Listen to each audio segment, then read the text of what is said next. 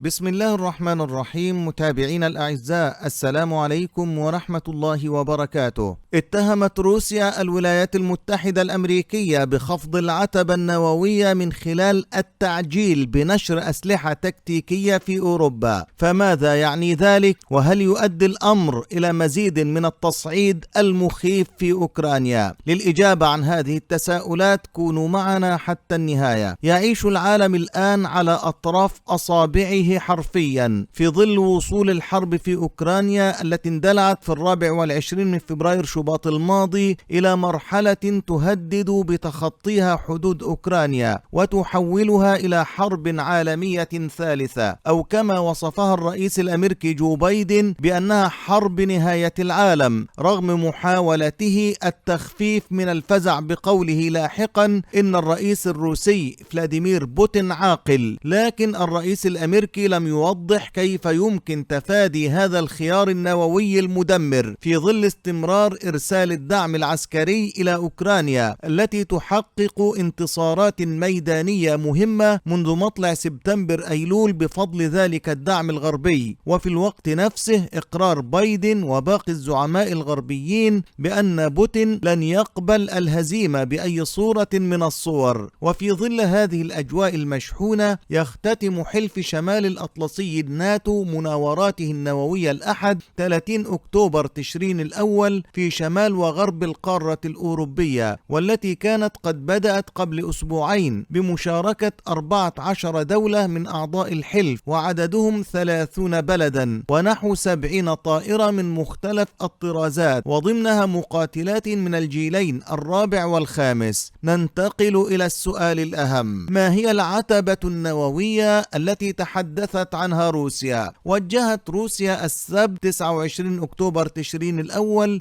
اتهاما للولايات المتحدة الأمريكية بخفض العتبة النووية من خلال النشر المعجل للأسلحة النووية التكتيكية الأمريكية المحدثة B61 في قواعد لحلف الناتو بأوروبا، مضيفة أن موسكو ستأخذ هذه الخطوة بالاعتبار في تخطيطها العسكري. ولمصطلح العتبة النووية معنى شائع، وهو أن تقترب دولة ما من امتلاك سلاح نووي، وهو من أكثر المصطلحات ترديدا فيما يتعلق بالبرنامج النووي الإيراني خلال العامين الماضيين في ظل تعثر مفاوضات إحياء الاتفاق النووي بين طهران وواشنطن. لكن العتبة النووية التي تقصدها موسكو مختلفة تماما، فالاتهام موجه من دولة نووية بالفعل وهي روسيا إلى دولة نووية أخرى وهي أمريكا، بل هما أكبر دولتين مسلحتين نوويا على الإطلاق. فموسكو لديها أكثر من 6000 رأس نووي، وأمريكا لديها عدد أقل بنحو 1000 رأس نووي. وفي هذا السياق فإن العتبة النووية هنا تعني تلك النقطة التي قد يلجأ فيها أحد أطراف الصراع إلى استخدام الأسلحة النووية التي يمتلكها. ففي روسيا ينص الدستور على أن السلاح النووي يستخدم في حالتين فقط، وهما أن تتعرض البلاد لهجوم نووي أو تتعرض لتهديد وجودي. والأسلحة النووية تنقسم إلى نوعين رئيسيين: الأول هو الأسلحة الاستراتيجية، والمقصود بها الرؤوس النووية الكبيرة القادرة على محو مدن وربما دول بأكملها من الوجود.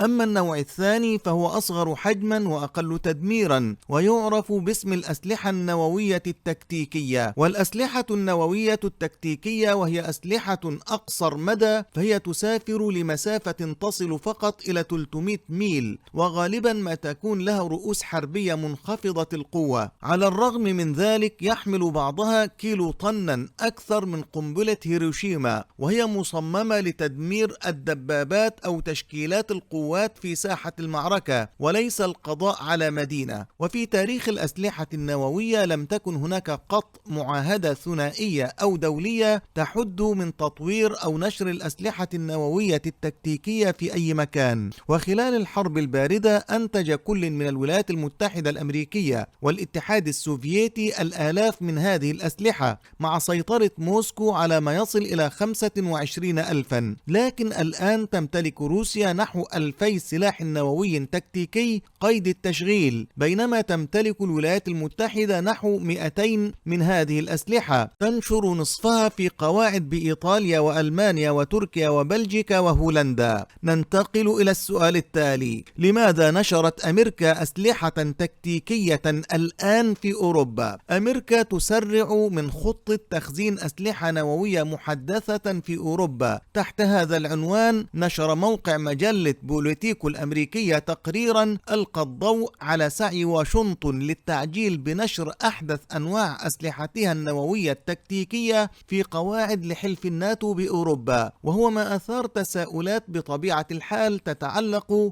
بارتباط الخطوة بالحرب في أوكرانيا التي دخلت مفترق طرق نوويا بامتياز خلال الأسابيع القليلة الماضية. وبحسب تقرير موقع المجلة الأمريكية، أبلغت الولايات المتحدة اجتماعا مغلقا لحلف شمال الأطلسي الناتو خلال أكتوبر تشرين الأول الجاري أنها ستعجل بنشر نسخة محدثة من قنابل B61 النووية التكتيكية، وهي B61-12، وأن القنابل الجديدة ستصل إلى القواعد الأوروبية خلال ديسمبر كانون الأول المقبل، وهو موعد مبكر بعدة أشهر عن المخطط الأصلي. وتحمل قنابل B61-12 التي تسقط اعتمادا على الجاذبية ويبلغ طولها 12 قدما، أي 3.6 مترا، رأسا نوويا أقل قوة مقارنة بالعديد من الإصدارات السابقة، ولكنه أكثر دقة ويمكن أن يتوغل تحت سطح الأرض،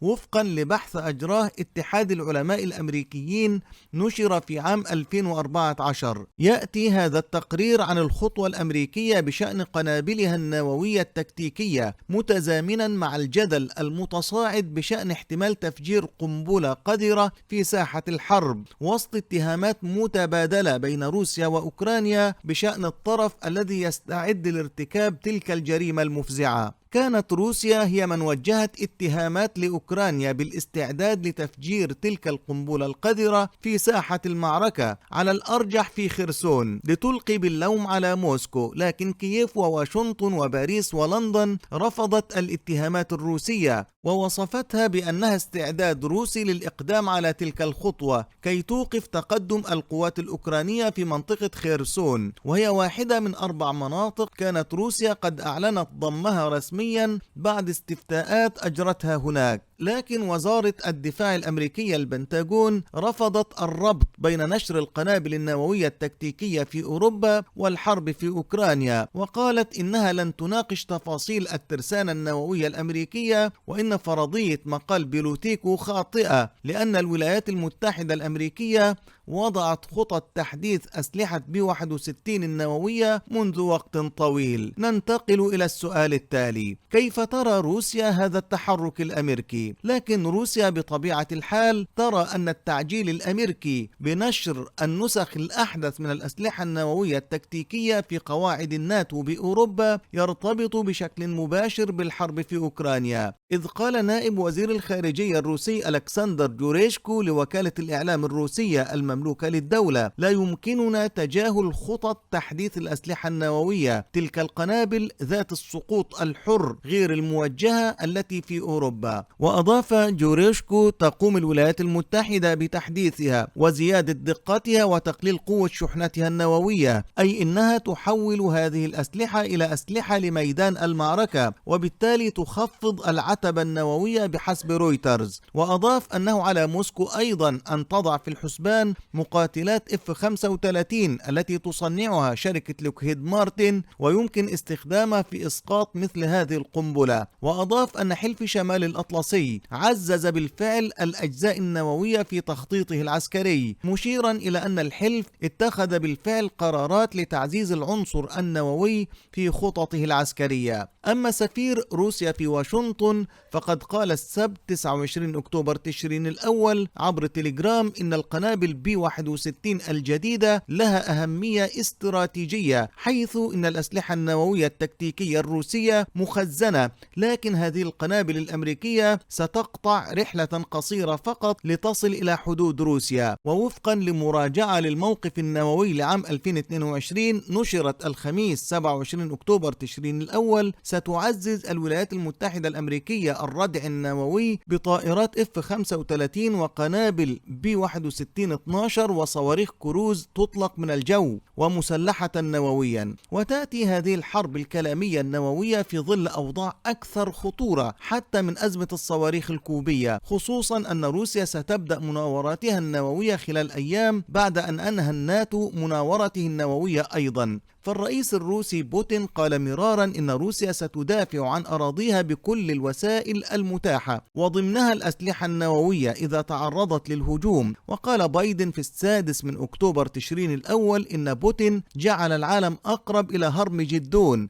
أو حرب نهاية العالم أكثر من أي وقت مضى منذ أزمة الصواريخ الكوبية، رغم أن الرئيس الأمريكي قال في وقت لاحق أن بوتين لن يستخدم السلاح النووي. أما الرئيس الروسي فإنه لم يشر مؤخرا إلى احتمال استخدام سلاح نووي تكتيكي، لكنه قال إنه يشتبه في أن أوكرانيا قد تفجر قنبلة قذرة وهو ما تنفيه أوكرانيا والغرب. الخلاصة هنا هي أن الحرب الكلامية النووية قد أصبحت جزءا لا يتجزأ من الحرب الأوكرانية، وهو ما يزيد من خطورة أن تتحول تلك الحرب من مرحلة الكلام إلى مرحلة الفعل، خصوصا أن تفجير سلاح نووي تكتيكي أو قنبلة قذرة لتحقيق مكاسب على الأرض في ساحة المعركة أصبح سيناريو مطروحا وبقوة، وهو المقصود بتخفيض العتبة النووية في هذا السياق. أتمنى أن تكون الصورة قد وضحت، كما أرجو أن تتركوا آراءكم وتعليقاتكم أسفل هذا الفيديو، وإن كانت مادته قد أعجبتكم لا تنسوا أن تدعمونا بتسجيل إعجابكم والاشتراك بالقناة وتفعيل الجرس ليصلكم كل جديد. دمتم بخير، والسلام عليكم ورحمة الله وبركاته.